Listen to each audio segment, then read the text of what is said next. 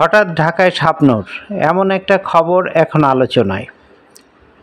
কিন্তু কেন হঠাৎ ঢাকায় চলে এলেন এবং বলতে গেলে এক কাপড়ে সেই অস্ট্রেলিয়া থেকে মালয়েশিয়ান একটা এয়ারলাইন্সে উড়ে এলেন হঠাৎ? কিন্তু কারণ কি, নেপথ্য কারণ কি?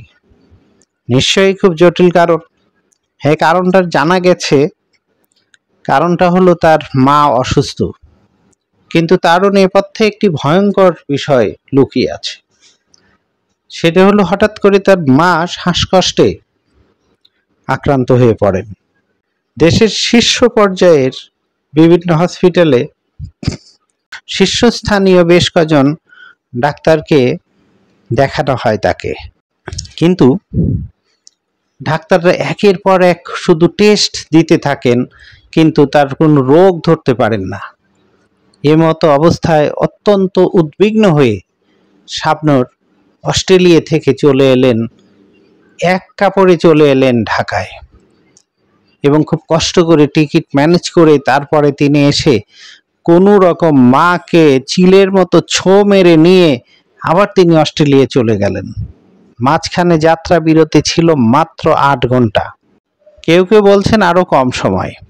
এর মধ্যে গেলেন, তার মাকে অস্ট্রেলিয়াতে ডাক্তারের কাছে নিলেন, সেখানে চিকিৎসা হলো এবং তার মা এখন সুস্থ আছে।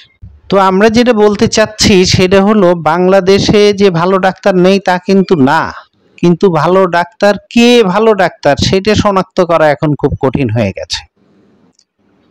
কারণ আমাদের ডাক্তাররা তাদের যে চিকিৎসা শাস্ত্রের গবেষণা নিয়ে কাজ না করে তারা বিভিন্ন ক্ষমতা, পদ, পদবীর নেওয়ার জন্য বিভিন্ন দলীয় লেজুর ভিত্তি করে রাতারাতি সব প্রমোশন নিয়েছে।